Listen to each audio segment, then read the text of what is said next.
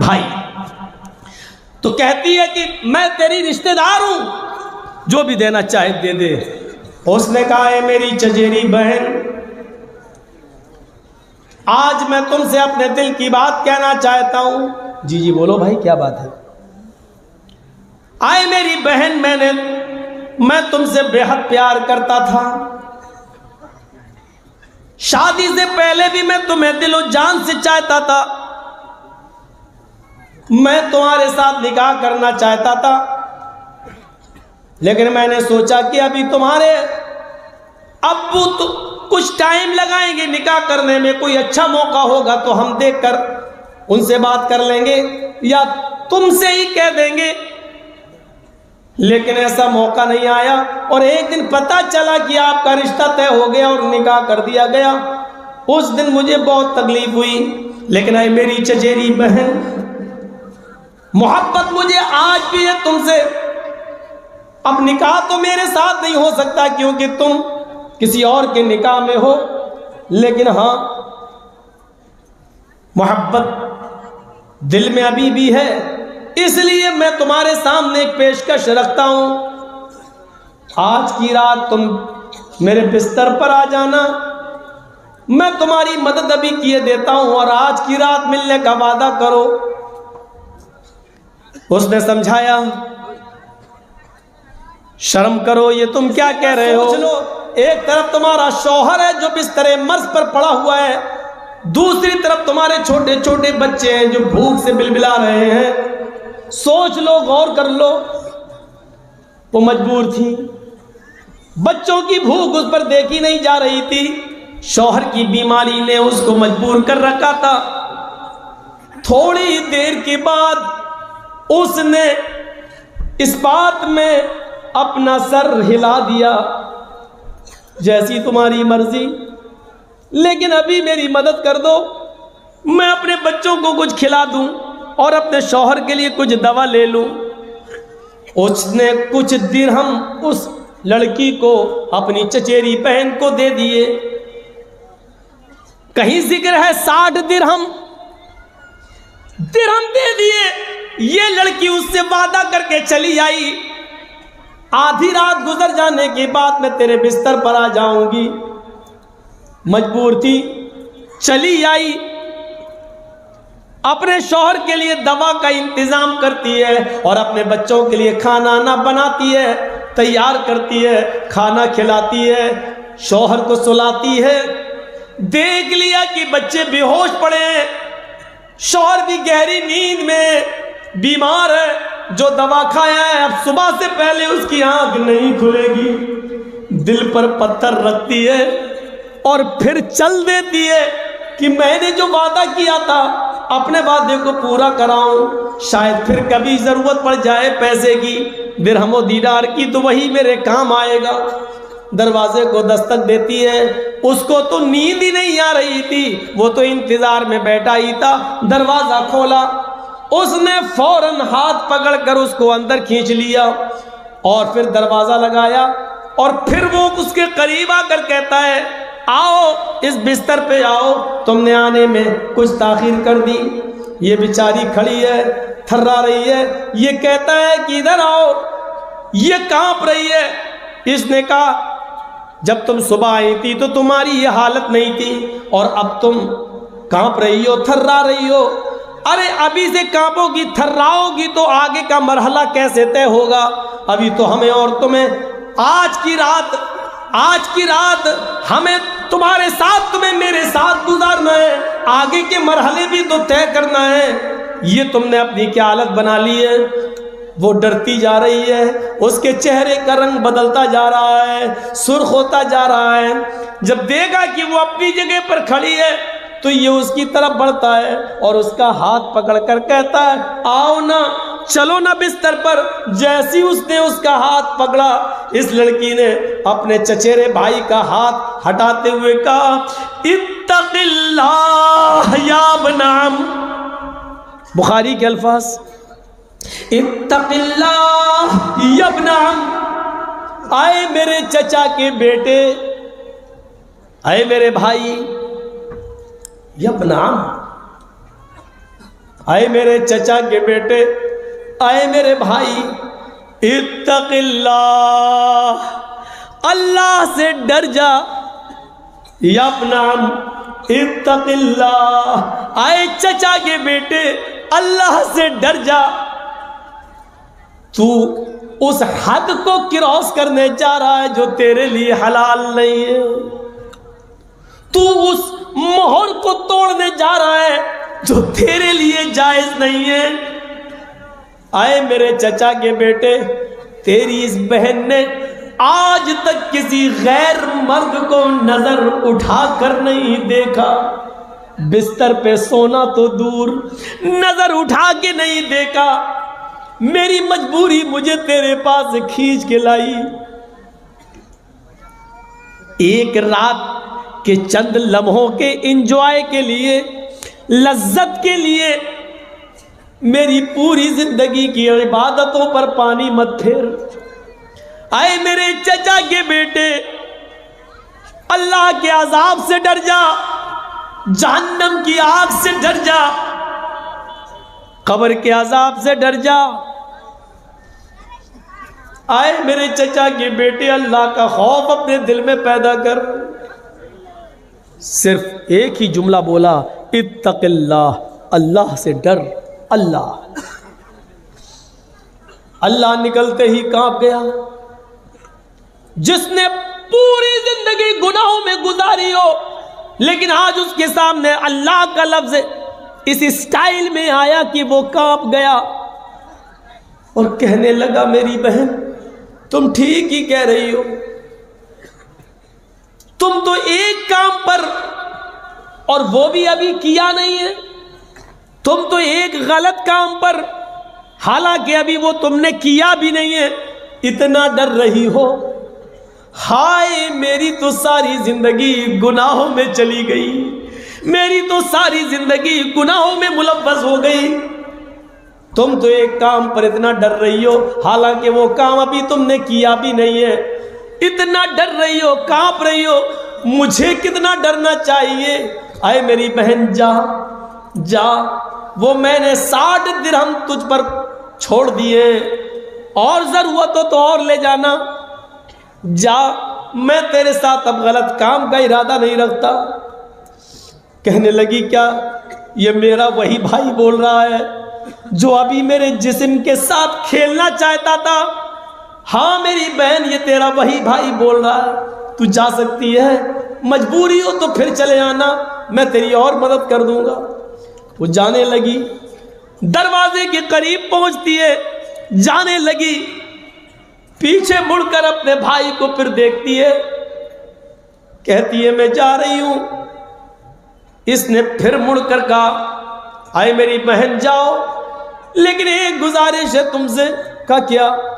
کل قیامت کے دن جب اللہ میرا حساب و کتاب لے اور میرے نام اعمال میں گناہ ہی گناہ ہو، اور فرشتے کو حکم دے دے اس گناہگار انسان کو جہنم کے اندر پھینک دو، کیونکہ یہ اپنے نام اعمال میں کوئی نیکی لے کر نہیں آیا ہے، اور جب مجھے فرشتے گھسیٹتے ہوئے جہنم میں ڈال رہے ہوں، تو آئے میری بہن اس وقت میرے رب کے سامنے اتنی گواہی دے دینا کہ اے اللہ، یہ میرے ساتھ بھی گناہ کرنا چاہتا تھا، لیکن جب میں نے تیرا نام لیا، اللہ سے ڈر جا، تو اس نے تیرے خوف سے میرے ساتھ زنا نہیں کیا، میرے جسم کے قریب نہیں آیا۔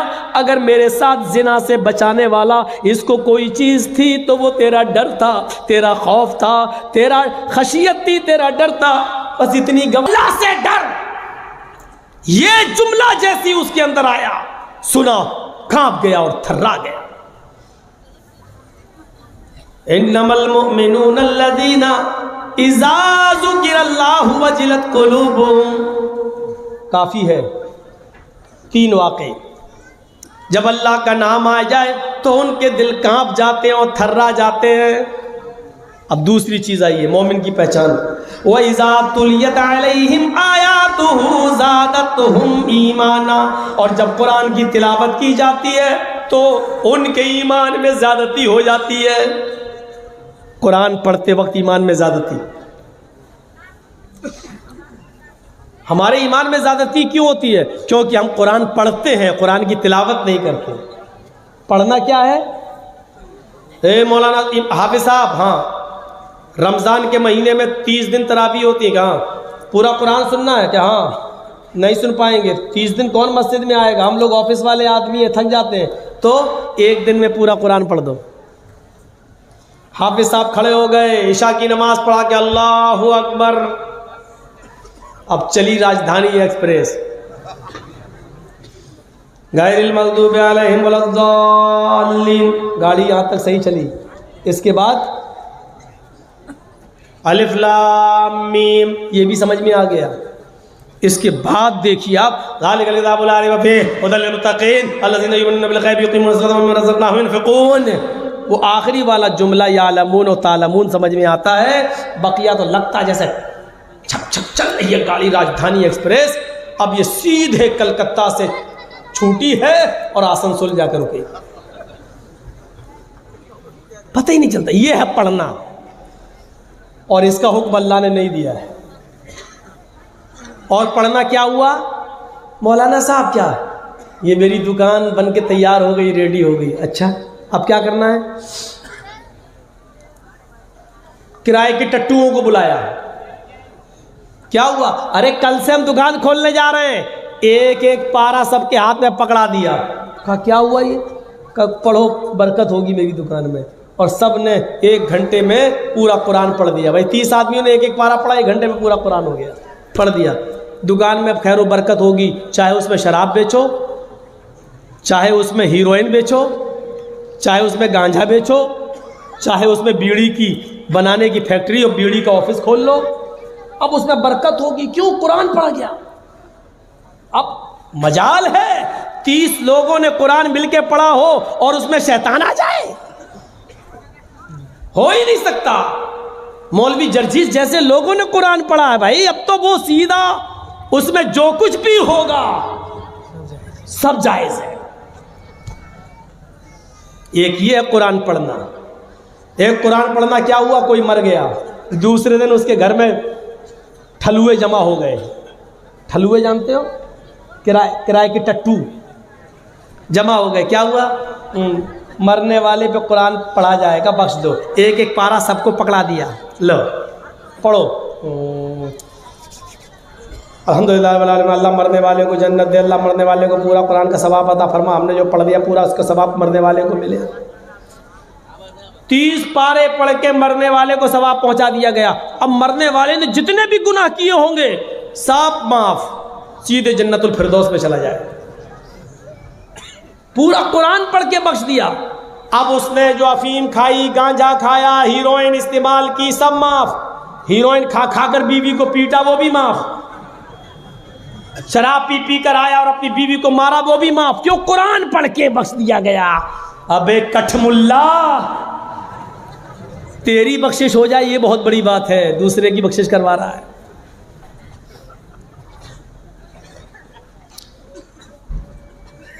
کہیں نہیں ملتا۔ اللہ کے رسول صلی اللہ علیہ وسلم اس دنیا سے رخصت ہوئے تو صحابہ کرام نے قرآن پڑھا ہو، ابو بکر اس دنیا سے رخصت ہوئے تو صحابہ نے قرآن پڑھا ہو، اللہ کے رسول صلی اللہ علیہ وسلم کی بیٹی زینب کا انتقال ہوا ہو تو اللہ کے رسول نے قرآن پڑھ کے بخشا ہو، اللہ کے نبی کی بیٹی رقیہ کا انتقال ہوا تو اللہ کے نبی نے قرآن پڑھ کے بخشا ہو، یا صحابہ نے آ کر قرآن پڑھا ہو، نبی کی تیسری بیٹی ام کلثوم کا انتقال ہوا، کبھی اللہ کے رسول نے اور صحابہ نے قرآن پڑھ کے بخشا ہو، اللہ کے نبی کے زمانے میں اتنے صحابہ کا انتقال ہوا، کبھی سارے صحابہ اور اللہ کے رسول نے جمع ہو کر کبھی قرآن پڑھ کے بخشا ہو۔ اے کٹھ ملاؤ، پورے بھارت کے، پوری دنیا کے ملا مولویوں، مجھے بتاؤ ایک دلیل مجھے دکھا دو کہ اللہ کے رسول نے اور تمام صحابہ نے مل کر کسی صحابی پر پڑھ کے بخشا ہو۔ اب کیا جواب دیں گے اس کا؟ نہیں، نبی نے صحابہ نے تو نہیں بخشا، اس لیے کہ صحابہ تو ویسے ہی جنتی ہیں، ان پہ پڑھنے کی ضرورت ہی نہیں تھی۔ تو اس کا مطلب صحابہ ویسے ہی جنتی ہیں، وہ نماز نہیں پڑھتے تھے کیا؟ روزہ نہیں رکھتے تھے کیا؟ اچھا ٹھیک ہے، صحابہ کو ضرورت نہیں تھی، نبی کو ضرورت نہیں تھی، تو اس کا مطلب یہ ہے کہ ہمیں ضرورت ہے؟ اس کا مطلب یہ ہے کہ ہم جس پر پڑھتے ہیں وہ بخش دیا جاتا ہے، تو اس کا مطلب یہ ہوا کہ ہم لوگوں نے جتنے بھی گناہ کیے قرآن پڑھ کے بخش دو، ہم جنتی ہو جائیں گے۔ یہ سرٹیفکیٹ دے رہے ہیں آپ نا، سرٹیفکیٹ ایک دلیل نہیں ملتی ہے اس کی۔ مرنے والے کے لیے صرف آپ یہ کام کر سکتے ہیں، مسجد میں گئے، آپ نے ظہر کی نماز پڑھی، نماز پڑھنے کے بعد امام کا انتظار مت کیجیے، آپ دعائیں پڑھنے کے بعد اپنے دونوں ہاتھ اٹھائیے، ظہر پڑھیے، عصر پڑھیے، مغرب پڑھیے، عشاء پڑھیے، فجر پڑھیے، اور بہتر تو یہ ہے کہ رات میں اٹھ کر تہجد کی نماز پڑھنے کے بعد آپ اپنے دونوں ہاتھ اٹھا کر دعا کریں، اللہ میرے باپ کا انتقال ہو گیا ہے، وہ غریق رحمت ہو گئے ہیں، تیری رحمت کو جا چکے ہیں، اللہ انسان ہونے کے ناطے ان سے جو گناہ ہوئے تو ان کو معاف کر دے، اے اللہ میرے باپ کی مغفرت فرما دے، اللہ میری ماں کی مغفرت فرما دے۔ یہ دعا آپ کر سکتے ہیں، اس کی اجازت اللہ کے رسول نے دی ہے کہ نیک بیٹا اپنے ماں باپ کے لیے دعا کر سکتا ہے، اولاد اپنے ماں باپ اور رشتہ داروں کے لیے صدقہ و خیرات بھی کر سکتی ہے۔ یہ لیجئے 1000 روپیہ میں دے رہا ہوں، مسجد میں لگا دیجئے، اے اللہ دل میں نیت کر لیجئے یہ میں مسجد میں جو 1000 روپیہ دے رہا ہوں اس کا ثواب تو میرے باپ کو دے دے، میری ماں کو عطا فرما دے، میری بڑی بہن کو عطا فرما دے، میرے بڑے بھائی کو عطا فرما دے۔ آپ کچھ کپڑا خرید لیجئے، غریبوں کو وہ کپڑا پہنائیے، دے دیجئے اور نیت کریے اللہ اس کا ثواب میرے ماں باپ کو عطا فرما، آپ کو بھی ملے گا اور آپ کے ماں باپ کو بھی ملے گا۔ آپ یہ کام کر سکتے ہیں، یہ جلسہ اسلامک لائبریری کے نوجوانوں نے کیا ہے، آپ اس میں بھی مدد کر سکتے ہیں اور صدقہ و خیرات بھی کر سکتے ہیں۔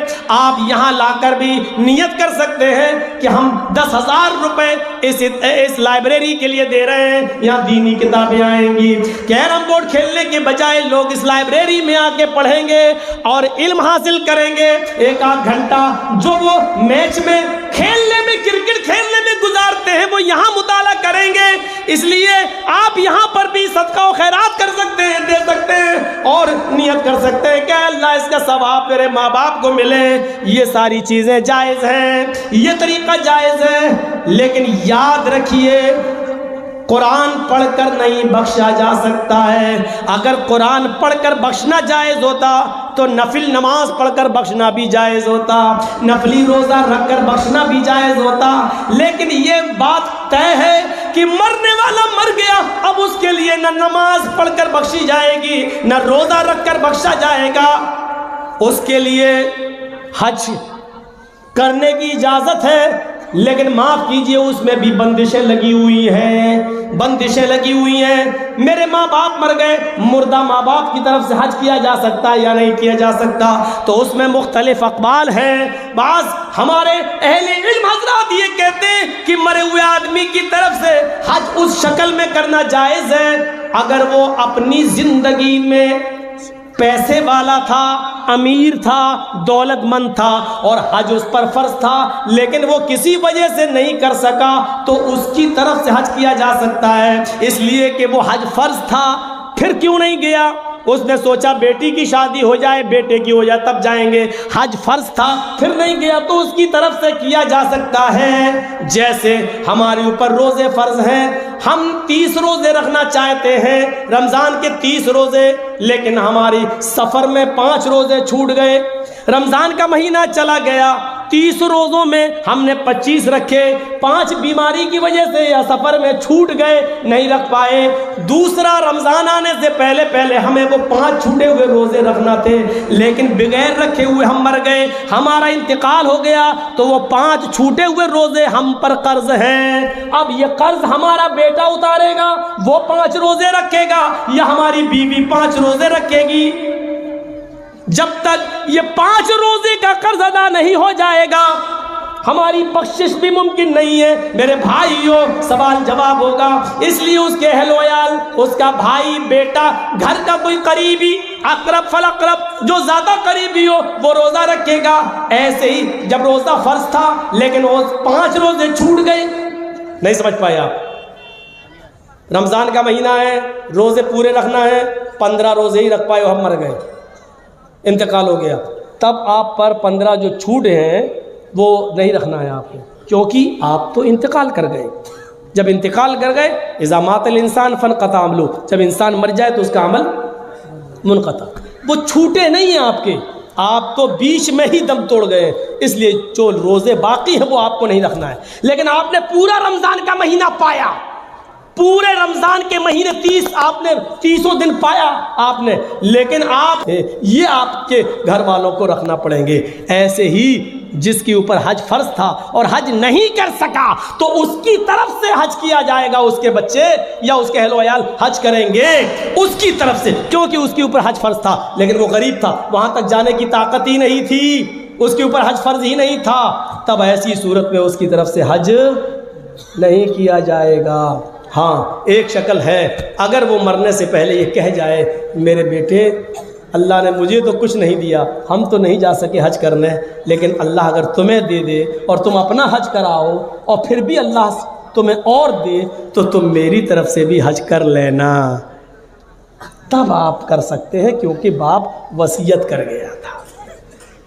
لیکن اب حج والی عبادت کو قرآن کے اوپر نہیں چسپا کی جائے گی، جو جہاں کی دلیل ہے وہ وہیں تک چلے گی، جو جہاں کی دلیل ہے وہ وہیں تک چلے گی۔ اب روزے پر قرآن کو آپ چسپا نہیں کر سکتے ہیں، ورنہ نماز پر بھی چسپا کرنا پڑے گا اور دوسری چیزوں پر بھی لاگو کرنا پڑے گا جو غلط ہوگا۔ مسئلہ آگے، تو تلاوت کس کو کہتے ہیں؟ آج بتایا تھا میں نے، تلا یتلو کے معنی عربی میں ہوتے پیچھے پیچھے چلنا، قرآن کی تلاوت کرو اس کا مطلب یہ ہوا قرآن کے پیچھے پیچھے چلو۔ ایک آیت پڑھ لی، رک جاؤ، اس کا معنی دیکھ لو، مطلب دیکھ لو، سمجھ لو، پہلے اس پر عمل کرو، پھر دوسری آیت پڑھو، پھر تیسری پڑھو۔ قرآن کے پیچھے پیچھے چلنے کو تلاوت کہتے ہیں۔ عرب کے اندر آج بھی ایک اونٹنی کا بچہ ہے جس کو کہا جاتا ہے ہاذا تلو، یہ تلو ہے۔ کیوں کہا جاتا ہے؟ کیونکہ وہ اپنی ماں کے پیچھے پیچھے چلتا ہے، ماں جنگل میں جہاں جا رہی بچہ اس کے ساتھ ساتھ، ماں جس جھاڑی میں جا رہی اس کا بچہ اس کے ساتھ ساتھ۔ عرب کے لوگ کیا کہتے ہیں؟ تلو ہے، تلو، یعنی یہ بچہ اپنی ماں کے پیچھے پیچھے چلتا ہے، اور جب کوئی خطرناک جانور اس بچے پر حملہ کرنا چاہتا ہے تو ماں کھڑی ہو جاتی ہے، میرے بچے پر حملہ کرے گا، ماں اپنے بچے کو بچاتی ہے۔ تو اس بچے کو کیا کہتے ہیں عرب کے لوگ؟ تلو، یہ تلو ہے، یعنی ماں کے پیچھے پیچھے چلنے والا۔ تو اسی تلو سے بنا ہے تلاوت۔ تم قرآن کی تلاوت کرو یعنی اس کے پیچھے پیچھے چلو۔ کیا کہا؟ قرآن کے پیچھے پیچھے چلو۔ جس طرح اونٹنی کا بچہ اپنی ماں کے پیچھے پیچھے چلتا ہے تو خطرناک جانوروں سے محفوظ رہتا ہے، اسی طریقے سے تم قرآن کے پیچھے پیچھے چلو، دنیا کی ساری قومیں تمہارا کچھ نہیں کر پائیں گی، تمہاری حفاظت ہوتی رہے گی۔